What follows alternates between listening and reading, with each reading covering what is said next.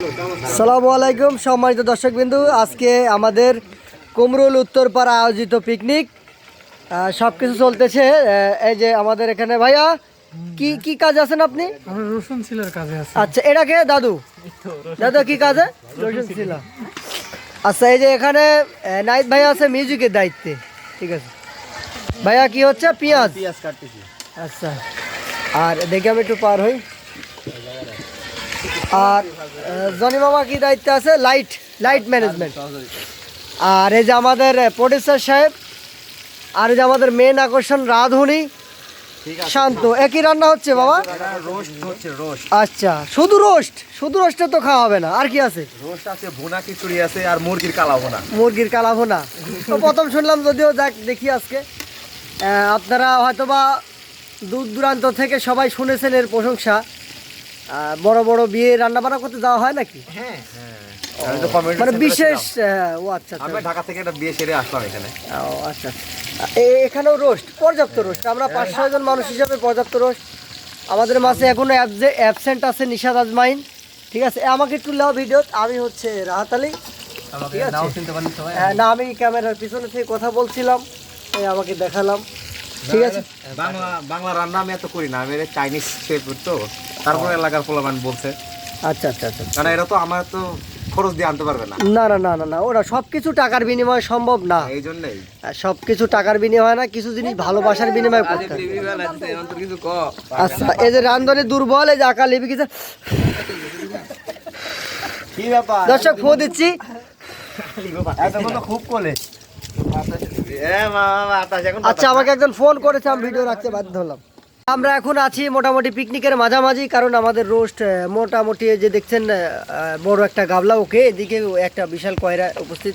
যাক, এটা হচ্ছে কি মাখানো হচ্ছে? গরুর মাংস আর কি মিক্স হচ্ছে। আচ্ছা, ঠিক আছে। এটা কালা ভুনা হবে। উফ, গোস্তের চরম ফিগার। জনি মামা এটা খুনিতে উল্টি করে বাল। আচ্ছা, ঠিক আছে। এদিকে রাধুনির কি অবস্থা? না সরি, হেল্পারের কি অবস্থা?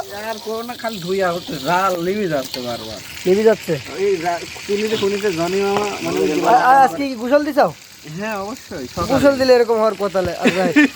চেষ্টা করো তুমি আসো একটু, তাহলে তুমি তো আচ্ছা, আমাদের এখানে কেজি 5 পেঁয়াজ কোটা বাসা হয়েছে, এদিকে অলরেডি চলতেছে। এখানে যে ঠিক আছে, একটা ইট দিল, এদিকে 3-4 কেজি রসুন আছে, এগুলা ইয়ে করা লাগতেছে।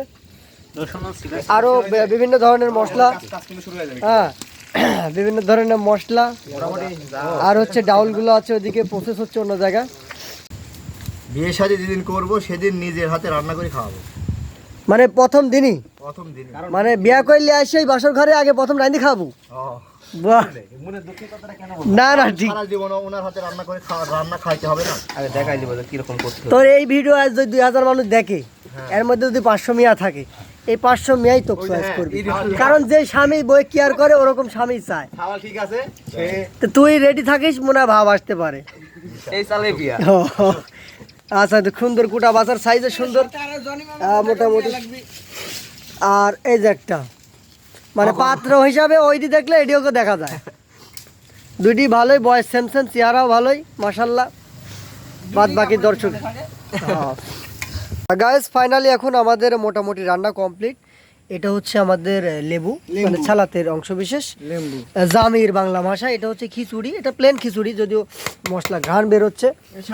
আমাদের এই যে প্লেট সবকিছু করা হয়েছে। আচ্ছা, এখন হচ্ছে আমাদের দূর থেকে আমাদের পরিবেশটা আর কি কেমন হয়েছে সেটা দেখাই।